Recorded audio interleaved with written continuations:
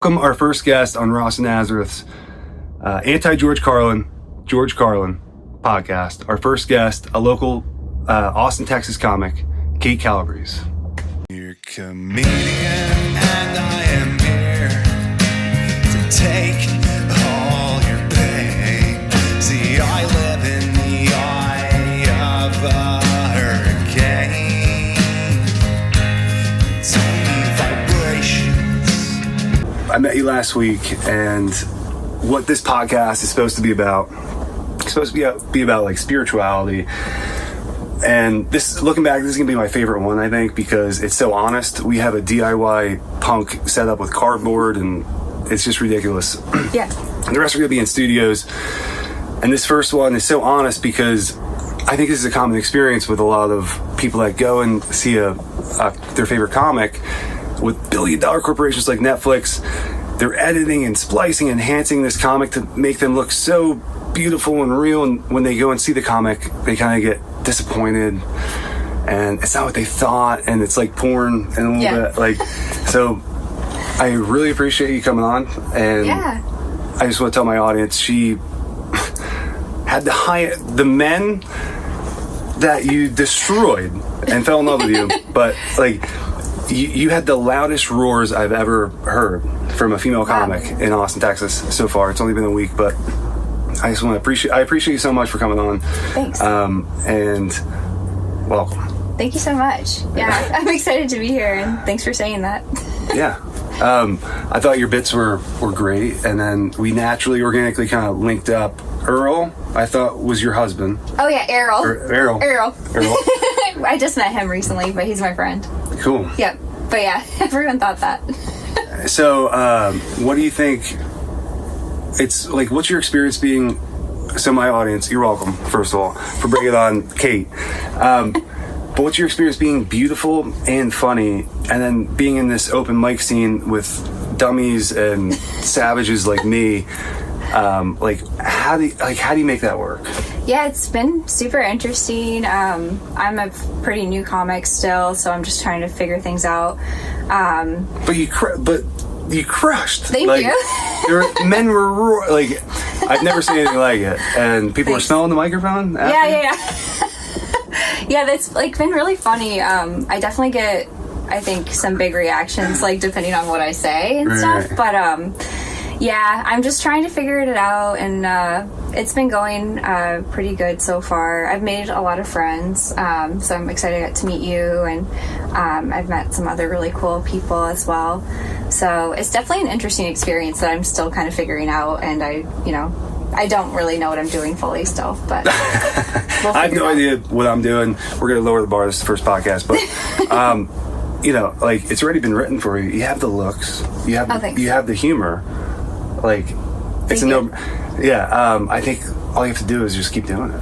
Thank you so much. Yeah, I'll have to keep working at it and everything. So it's hard because I don't perceive myself as attractive, so I think that is a weird thing. Oh my god! Like, I know people, because every time I say that, people are like, "You fucking bitch!" Like, don't say that. And, like, it just like pisses people off. But like, I just have never like really thought of myself. Like, I don't have like high confidence or anything like that. So, how was your relationship with your dad? I had the best dad ever, but he never really talked about my looks. Like, he kind of treated me like a boy in a lot of ways, where like he wouldn't like.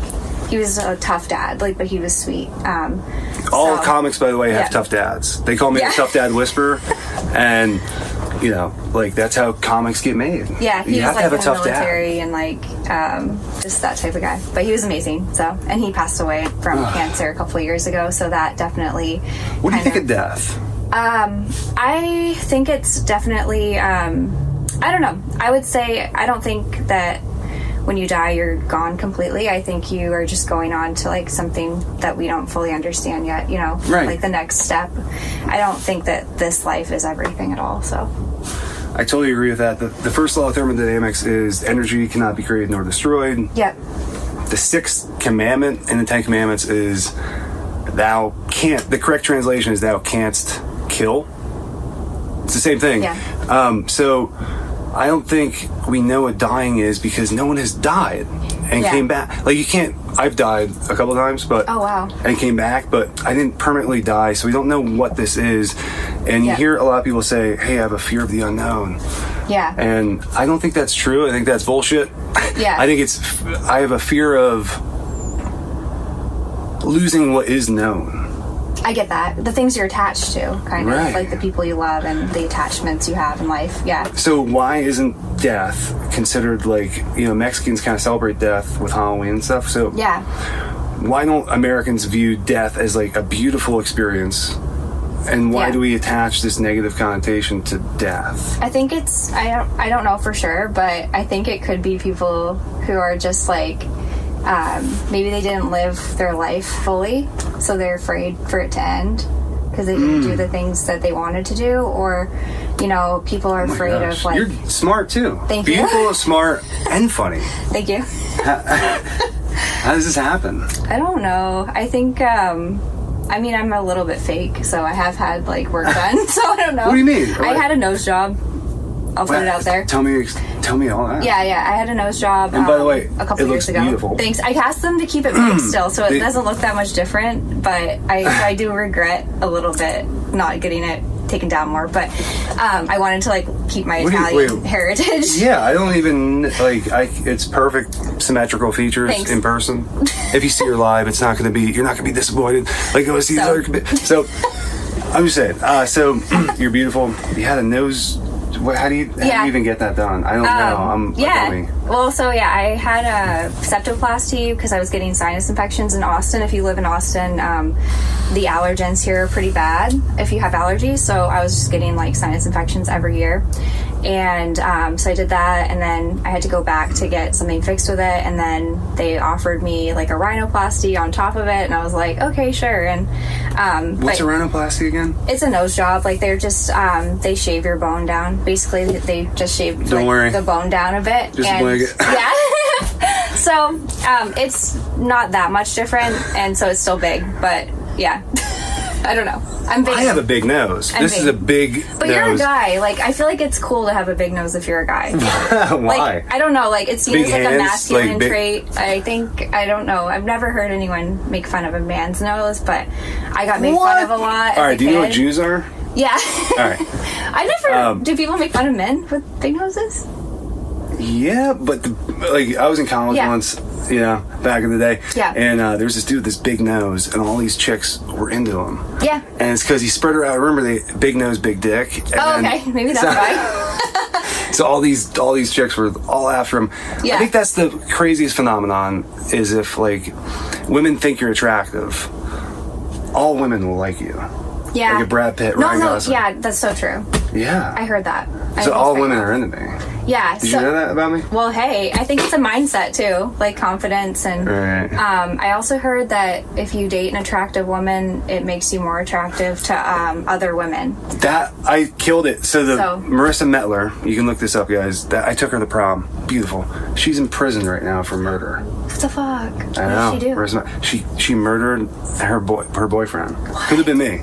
Holy, dodged a bullet. Philly did. Yeah, dodged a bullet. She shot him up with methamphetamines after he overdosed on fentanyl. How did they catch her? Well, she called the cops to try and revive her boyfriend. Oh. I think she was doing the best she could. Hey, Marissa Mettler, I love you. Oh my God. Remember me? So, I think you were doing the best you could with the circumstances you were given. Yeah. And I don't think you should be in prison for that, but I love you anyways. Maybe he was abusive, too. I wonder. He said, I'm shooting this fucker up with meth. Maybe he was hurting her. Maybe he hurt her and she got back on. I don't know. Yeah, it could be. Like, I don't know what's going on in people's relationships. I don't try to understand. Everyone's messed up. American relationships are a horror show. True. And we're doing our best. And that's why this podcast is so cool to me. It's so honest. There's cardboard, blankets, and it's just two of the hottest comedians in Austin, Texas. We're Hitler's wet dream, pretty much.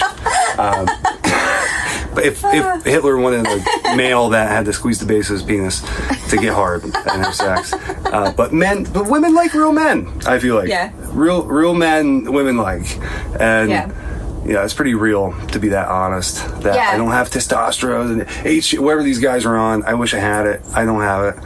I have to squeeze the base of my penis to have sex sometimes. That's real. Yeah. And that's common probably too. I feel like you hear the Blue Chew commercials everywhere. So, right. Yeah, I think it's common. Blue Chew. Sponsor. We need a sponsor. Blue Chew would be sweet. You're the hottest comedian in Austin, Texas. Oh, thank you. You're welcome, everyone. So, stroking my ego. Spirituality. I just want to get into this because this is the anti-George Carlin podcast.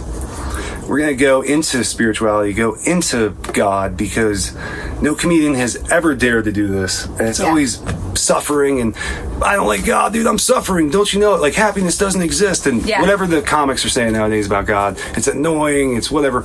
Like, I don't believe that's true whatsoever. I think that we have to unlearn a little bit. I see Waymo, and then which is a self-driving car, by the way. No one wants that. Do you want that, No, Kate? She's a beautiful comic. I don't want Waymo. No. I hate the name Why? too. Well, I hate the name. I hate everything about it. Like, tell me more.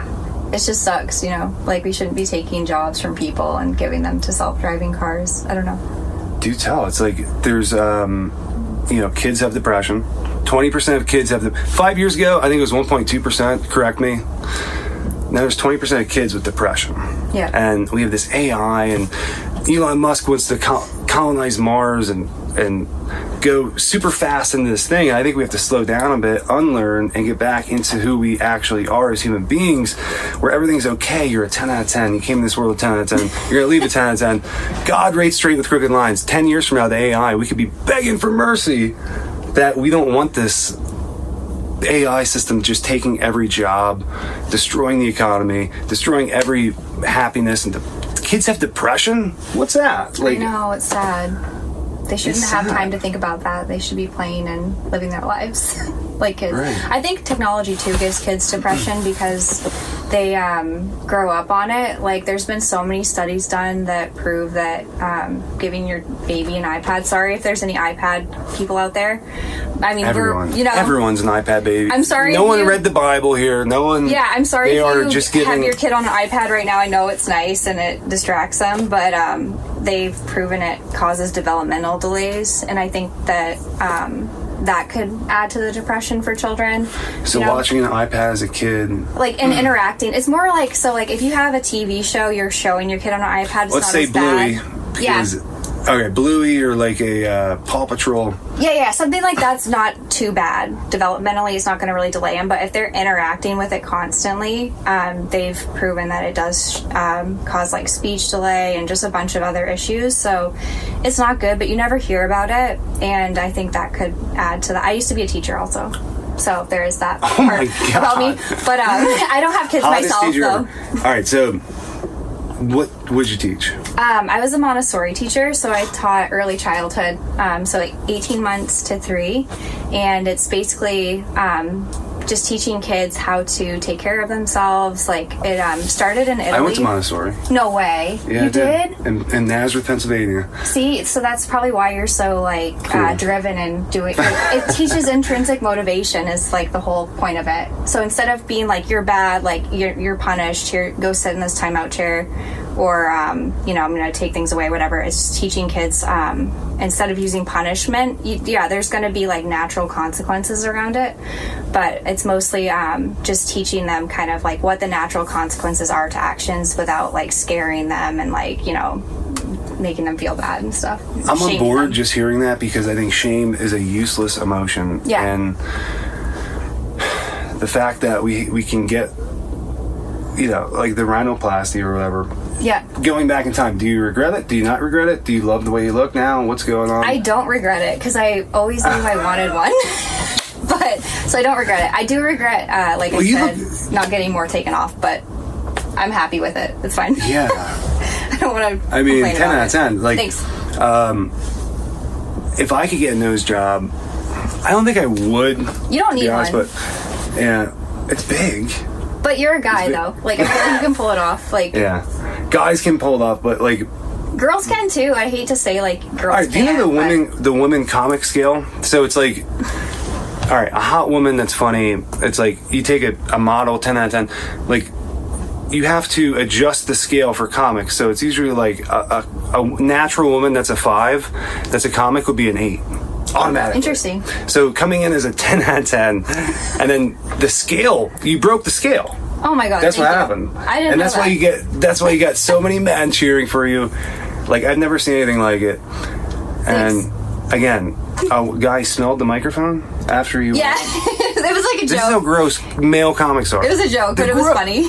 I didn't mind it. I was like, I love that. Like, because I was afraid they were going to... He said it smelled like love, and I was like, I hope he's not going to say my breath sucks. Like, I was like not sure where he was going to go with it, so I didn't mind it. I thought it was funny, but... also, I had just I was singing a song, and I was worried it would suck, because I, like, don't sing in public. And so they didn't say it sucks, so I was like, okay, I'll take that. What male would ever go, that sucked? I can't do it. Every guy's going to be like, that was amazing. Oh my God, you're so hot. Thank you. And your husband's right there. I'm looking at him right now. So he doesn't care. It's fine. Yeah, I know. So I think it's so funny that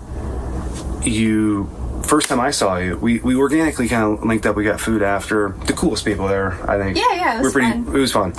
And then, as you're progressing and working out your material, these guys gravitate to you. They started a clap to get you back up. Yeah, they were just joking, but they wanted me to go back up. So I was like, I was like, oh, that's good. But I had just done a song that was like kind of intense, but it was like it was like a parody of a Lana Del Rey song, and it was about Luigi Mangione. I don't even know if I'm saying it CEO right. shooter. Yeah, it was about that, and so I don't know. I haven't actually asked them if it was good or not, but I know they were clapping, so I was like, I don't know. It's kind of a sexy song too, so I was like kind of asking for it, but I don't know. That's the cool thing about this is like you just having the hottest Austin, Texas comic as my first guest. You're welcome, man. But it's like we lowered the bar initially, and now we just raised it. So that this is gonna be my favorite episode looking back, because like I was saying, like people get disappointed when they go see their favorite comic when it's all edited and spliced and enhanced, and it's like the rhinoplasty for comics right now is having these billion-dollar corporations just make them look so good, seamless. Yeah. And when you go see a live comic, you can go to an open mic in Austin and have fun. But the rest of the country is not like that. I've been to all really? over. Oh my God, it's mental institutions. Like you go to an open mic in Nazareth, Pennsylvania, and you have legit people with mental problems. Yeah. And do you think that comedians just were like mental? What's going on with the amount of like mental health stuff and comedy? Because you can have the best comics in the world right now, like happiness doesn't exist, I feel insecure. It's like maybe you're being dishonest, maybe you're not and then people see you and you're like, you suck, and it's like, well, maybe I wasn't as honest as I could have been. Or what do you think it is? Like, why do comics suffer so much? And that's why that's why they're not, again, like I don't suffer, and that's why I believe in God. It's For like sure. it didn't no, I'm sorry, I don't believe in God. I know there's God. For sure. I used to not believe there's God. I was an atheist nerd. Yeah. I was a scientist. Yeah. No big deal. Yeah. And so I think the suffering, childhood experiences, all this stuff led me to go, no, fuck you. There's no God. I'm suffering. It can't be. But like, I think that there's a divine experience happening all around us.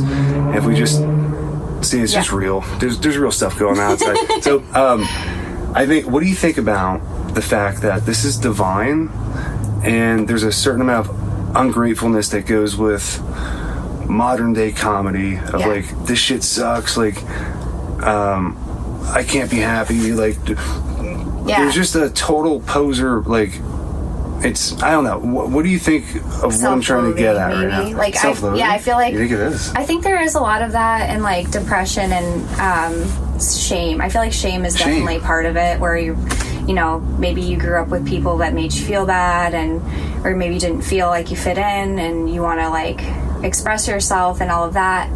But I agree, like I don't like to live in that, because it makes me feel like I'm not doing what I'm supposed to do, really. Like would you say that shame is a dishonest emotion? Because there's nothing wrong with you. There's never been anything wrong with you. And the people that told you that there's something wrong with you, they're wrong. Those are the people that are wrong. Yeah. Like, you came in this world 10 out of 10. Shame is a useless, like, if you consider guilt and shame. So guilt, I feel like, is a curb. So if you hit it, it kind of directs you back on the path. But shame is so useless. Like, you just get off the track completely, and there's no motivating factor that comes out of shame. For sure. You know what I mean? Yeah, I definitely agree. Like, shame would be like, I am bad, whereas guilt would be like, I did something bad, but I'm not bad, and then you bounce right back. I think it's like you have to kind of have some way of looking at yourself from like an She didn't outside. fart. That was me. Yeah, it was the couch, I swear. There's probably some men into that. Oh, I'm sure there are. I've heard a joke about it They're recently. smelling microphones. Yeah, no, there was a bit about that earlier this week, but yeah, it was funny. But yeah, I don't know. I just think you're right though. So shame was dishonest for you. I'm sorry. Shame. You didn't feel like you were doing what you were supposed to be doing. Yeah, and just like, I don't know. Like, I think spirituality helps me with like looking at things from like not like getting wrapped into it too much. Like, almost have like a lighter heart about, you know, emotions I'm feeling, because sometimes I will feel like shame or like regret, or just like I will feel those things, but then I do try to like just be more gentle on myself, like, because I do believe that like God loves me no matter what. What do you mean by God? Because so I think that's a loaded word it is, to get started with, but like, I think if you ask 10 people what their definition of God was, everyone would have a different answer. Yeah, mine is like different, I guess, just through... Is it the innermost part of you? Yeah. Like, I feel like I have like a connection to God. Like, I don't feel like I'm really separate from God. Like, I have a higher self, and I've seen my higher self before. What do you mean? Actually, I don't know if you can talk about this on here. I think a lot of guys think that already. They're seeing your highest self. Oh my God, thank you. That's so nice. Okay, so higher self. So, tell me more about this, this concept. It had to do, I took mushrooms in a place that was legal. It was legal. Okay.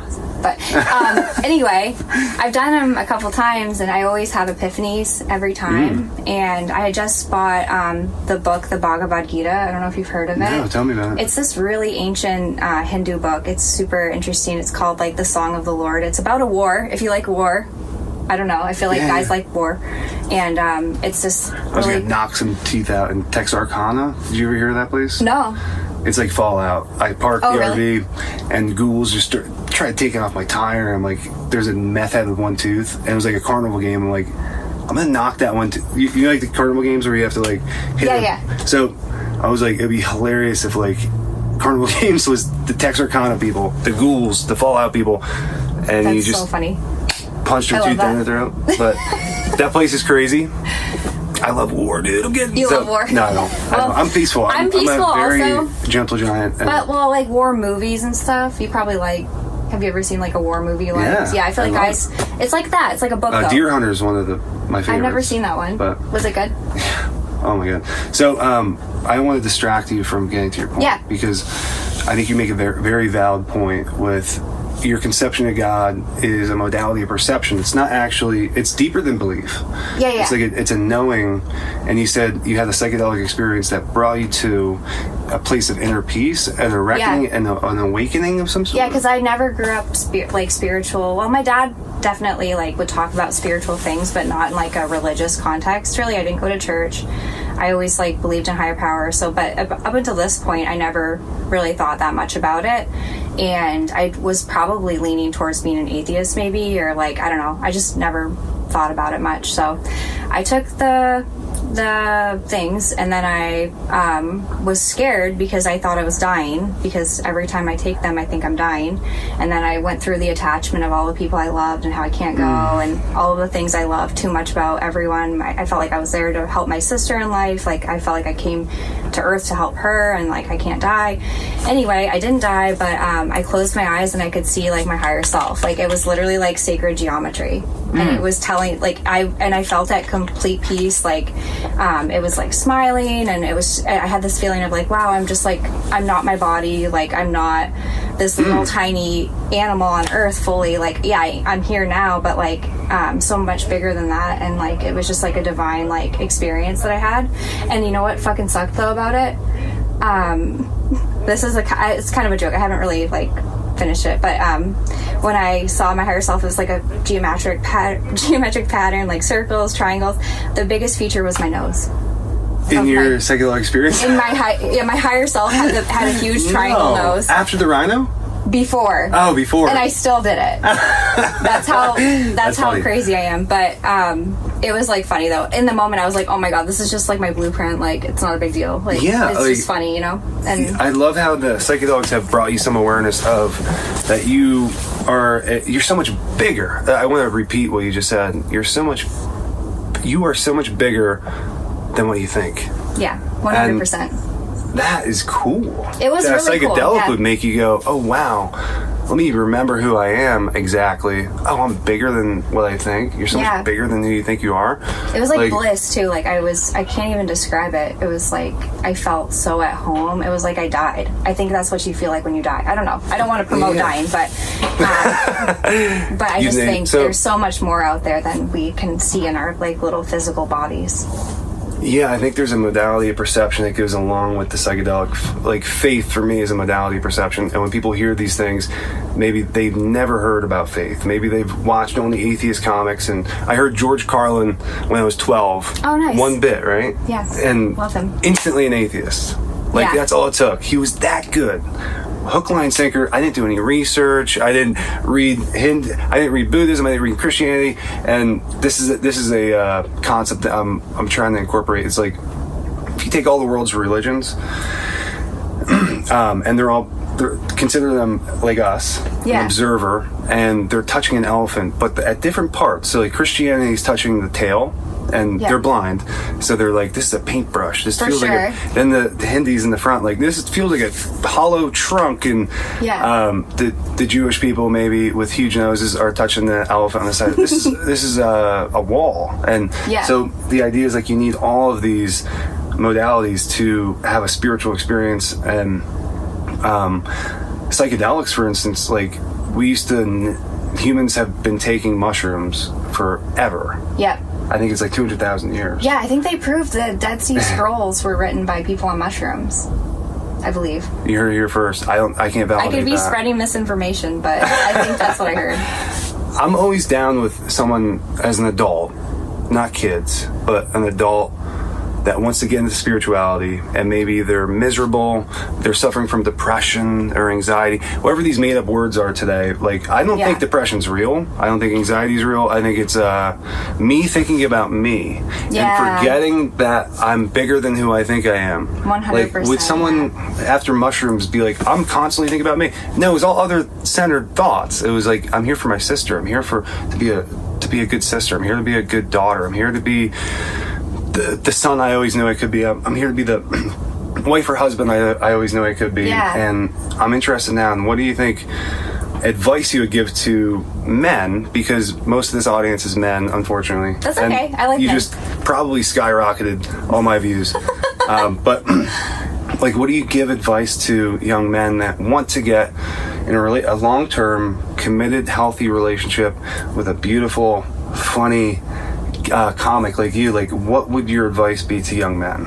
I would say just try to be yourself, for sure. I don't think you need to be like hyper masculine or work out or drink a shake or anything like that. Like, I think women have different tastes, so like I have a specific taste. Like, my husband fits it perfectly, and he wouldn't probably be perceived as like a macho type guy or anything like that, but that's just like not what I'm into. And I think women also, like, I've dated before my husband. I did date, and I never really cared about what people looked like, honestly. Like, I just always wanted to feel safe and like seen. So like, I think when you see a beautiful girl, like, if you can like find out who they are and like ask them questions, and like, because I think they get a lot of like oh, you're so pretty, or this and that, which I do like that, because I don't feel like I'm pretty. So anytime anyone tells me that, I'm like, oh my god, thank you, like, you just made my day.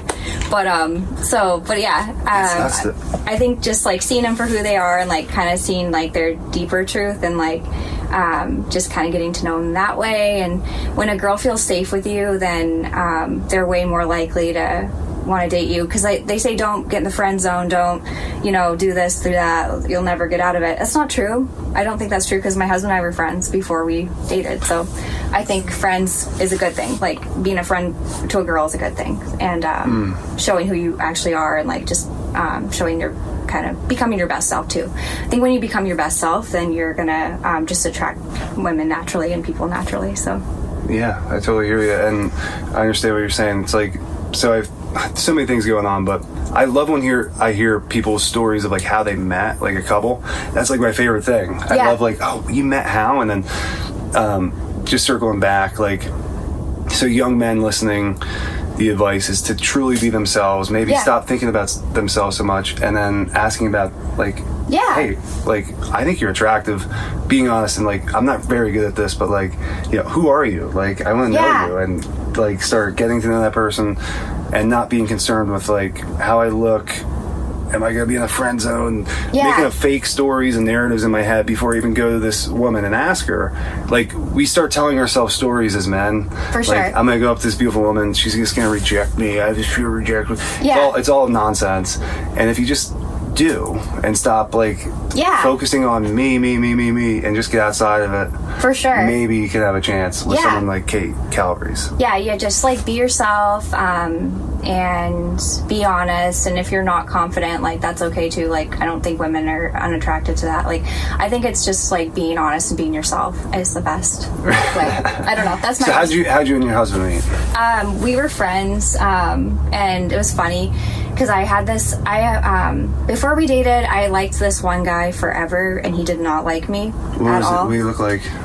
What do you look like? I don't know. He was like young, so just kind of like, he was like lanky kind of guy. I don't know.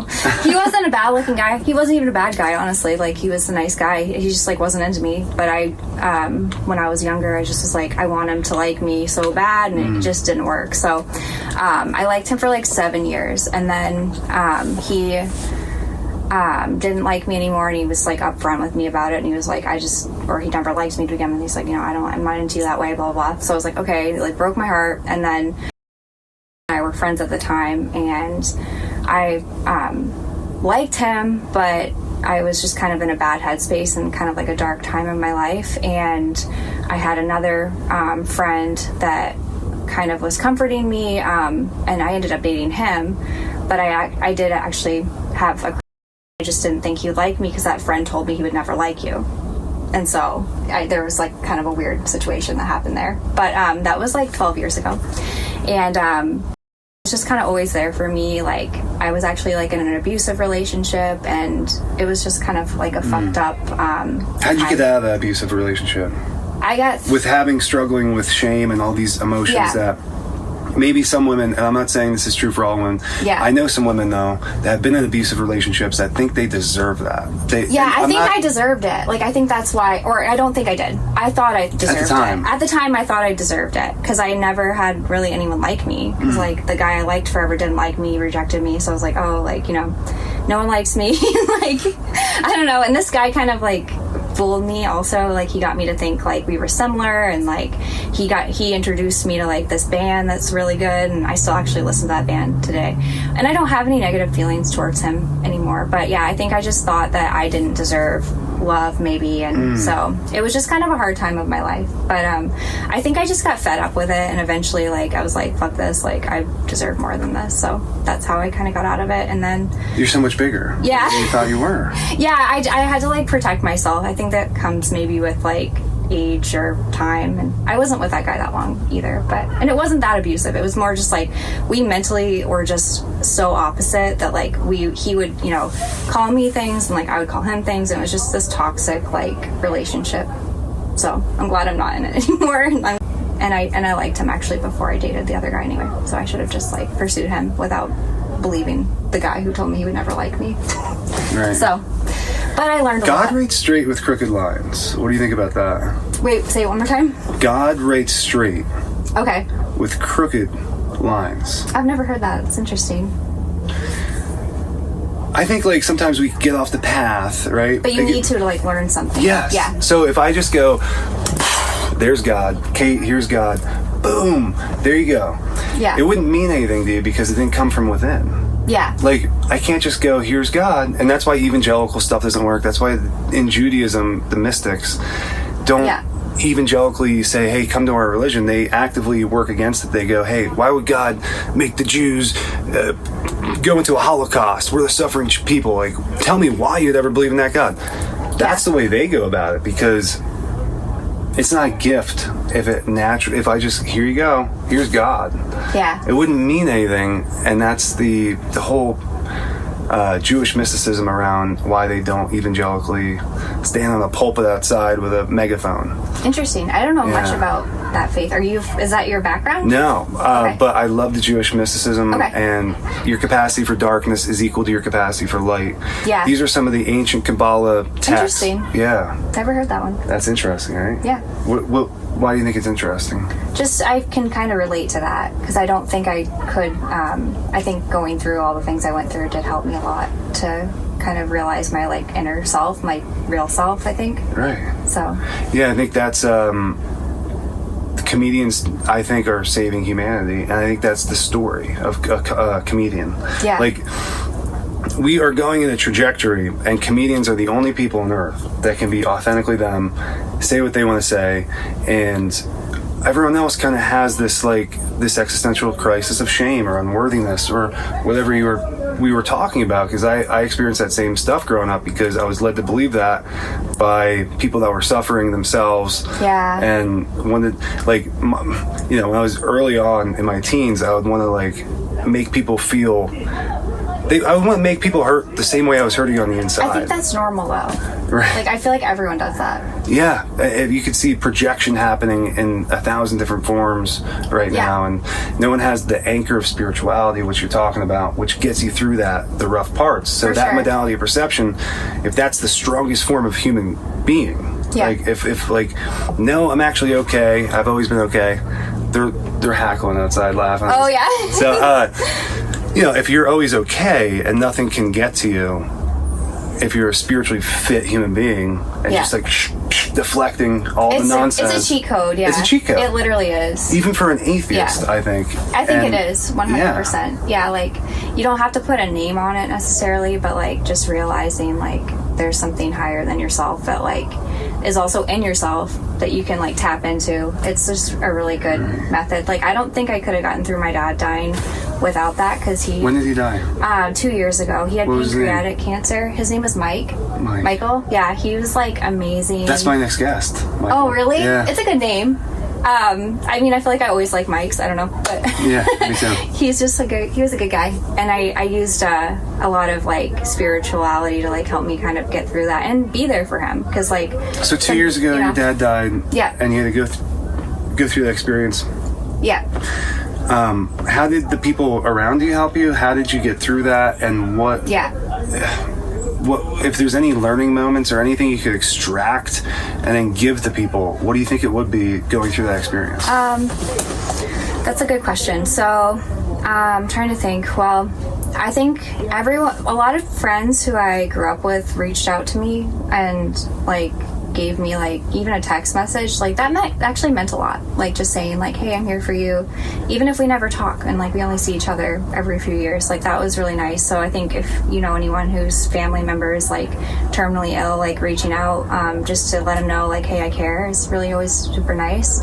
But a lot of it was I just kind of relied a lot on just my connection with a higher thing, I guess. And I do sometimes chant mantras, and I did that a lot when my dad was dying. So just kind of mantras that I don't know, this is weird. Is it loving? Is loving, it yeah. I love. We can do a mantra. Yeah. So mine was a Krishna one. I don't know if you know who Krishna is, but he's a Hindu deity, and so just Hare Krishna, Hare Rama, and I would just kind of do that a lot.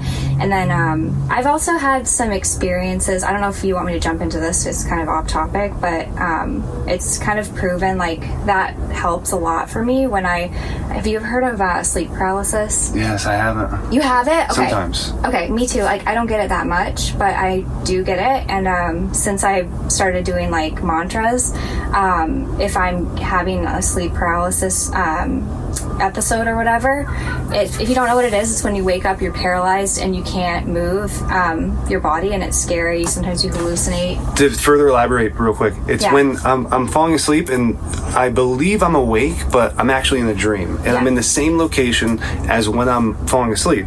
So it does a trick on the brain where I actually think I'm awake, but I'm actually sleeping, and I'm paralyzed, literally cannot move my body.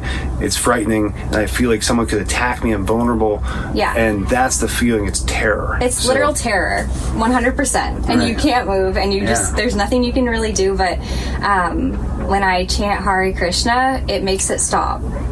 It's the weirdest thing. Aliens came through my window. I was asleep, but like I was having sleep paralysis. That joke's real. That was fucking real. That was a real joke. Yeah, I don't know. I don't remember if you heard that. Yeah. That wasn't even like, I didn't really have a joke, but it was like, it's a real story. There. Yeah, so it came through these 2 or 3 gray aliens came through the window. I was like, I looked like a holograph. They picked me up. They took me through halfway through my grandma's window. I was at my grandma's house, and then I started saying Hare Krishna, and they did like drop me on the bed, and they just fucked off. Like, they left. And I had done it before, and I do it in nightmares also, regular nightmares, and I'll just in my nightmares start chanting Hare Krishna, and it always like changes the scene, or like it just like makes evil stuff kind of go away. So I highly recommend. I believe that. I believe in consciousness, so I can't believe we're the people that get to say this right now, but like I'm the guy.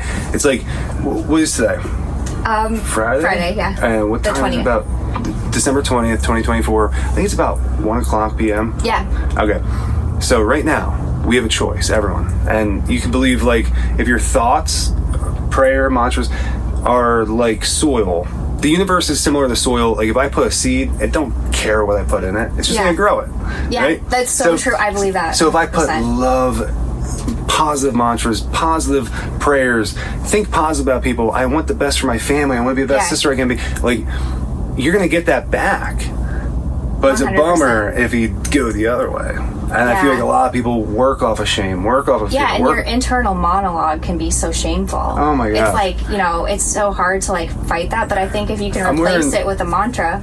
Mischief Brew, do you know who this is? No. Alright, he's the punk poet of Philadelphia, shot himself in the head. Oh. And I have a lot of friends that killed themselves. Yeah, me too. And I think that the intention behind killing yourself is dead on the money. You're trying to, I knew something in me had to die. Yeah. I just tried killing the wrong self. It's not the physical body. And we're pointing to this in a million different ways and coming back to it. Entropy, and then we're going back out to chaos, like order rather. And so the whole idea is like I tried killing the wrong self. Eric Peterson, Mischief Brew, the punk poet of Philadelphia, was so much bigger than who he thought he was. 100%. Yeah. Yeah, and it just like kills me, man, because like my best friend growing up shot himself in the head with a shotgun, Kurt Cobain style. Damn. And but everyone I know died. Like Nazareth, Pennsylvania, fentanyl. If fentanyl didn't get you, you know, you're gonna kill yourself. You're going to eat, or you're gonna go into the shame, whatever it is. I don't know what's going on there right now, but I know a lot of my friends. My little brother died of fentanyl. Yeah. My next door neighbor, Hannah Jordan. Then you go down to Charles Cornell. Like my whole block was just like we got destroyed by fentanyl, and no one. This is the thing about AI, and this is an interesting point I want to make. So addiction now has to be rewritten because of something called fentanyl, and if no one knows what fentanyl is, everyone knows what fentanyl is. I feel like most people should at this point, but you never know. And it's measured in ppb, or parts per billion, and it's micrograms per liter. So it's like a cartel person could sneeze, and 50 million people will die because. Like with a mushroom, you can quantify, here's a gram of mushrooms. With a microgram, or parts per billion, the human eye can't even quantify what that is. Yeah. And then people are gambling. It's literally, no one's doing drugs anymore. So if there's anyone watching this, do not do drugs because you're gambling. You're going to have to get something that someone could sneeze in a cartel. Yeah, you got to get it legally. Like if you're going to go travel. And fentanyl's the worst drug, by the way. It's not a long-lasting drug. It's a very short-lived opiate. And the reason I'm mentioning this because Suboxone used to be the holy grail of addiction. Yeah. For opiate addicts, anyways, where you would be in withdrawal, you would take the substance. Don't worry no. about it. Sorry. We're good. And so you take the substance and they would get out of withdrawal. So fentanyl, totally, we thought modern science could save addiction with Suboxone. No, it's the holy grail. 5 years later, fentanyl comes around. Now you can't even give someone Suboxone because it's lipophilic. Fentanyl is lipophilic. It stays in the fat cells. So if you give someone Suboxone, they instantly go into something called precipitated withdrawal from Suboxone, which is a partial opiate antagonist, which means it rips off the opiate receptors and you can't get high then if you take Suboxone. So these people are now in excruciating suffering from taking Suboxone. There's lawsuits. There's modern doctors do not even understand this. That's wild. It's wild. And we cured addiction 50 years ago. It's connection. And that's my next guest next week. He's on the front lines and like connection has been healing addicts for 50 years, and then all of a sudden we think science is going to fix it. It's like, no, we got to like unlearn. We have to go back into connection. We don't need self-driving cars and taking jobs away. Like, I feel like unlearning and getting back to who the F we actually are, for sure, is the answer. It's always been the answer. It's not going away. And we can have faith in science, sure. Some stuff's cool. Like, look around Austin, it's divine. Like, I'm always happy walking around the city because it's so interesting. And at the same time, you have people, you're walking over dead bodies going, I know. It's literally awful. It's sad. It makes me so sad. Like, a lot of it too is like, addiction. Like, I don't know. I don't know what the cure for that. I know connection, but also I feel like some people may have like mental disorders where they need, healthcare, and it sucks that like they can't get healthcare. It's like, I don't know. I think not all homeless people, but like some homeless people like are talking to themselves, and like when I see them talking to themselves, I'm like, okay, they're probably schizophrenic, or maybe they need like healthcare. Like, they need some kind of care. I hate it. It's like not right. And then there's people missing limbs, and I'm just like, I don't know. That gets me. We pay so much in taxes. Like, you guys can't put something towards like, helping them to like get rehabilitated, or I just think there needs to be more money in that, and I hate that so much because I just feel like if we have enough money to make a Waymo, I'm like, why are there people in the streets? Yeah, like they should have access to healthcare and help. How do we not mass produce our needs for free by now if we're making Waymos? Doesn't make any sense. There's a bunch of noise going on. I feel like you landed the best fucking podcast. Oh my god, thank you. I'm so excited. I'll have to charge that and send it to you right now. You're good. So I just wanted to let people know you are hilarious. Thank you. Not only beautiful, not only an awesome person who, like, I wanted to make you guys re-fall in love with how generous and like, my first night in Austin, I thought people were so friendly. I was gonna get murdered because I'm from up north.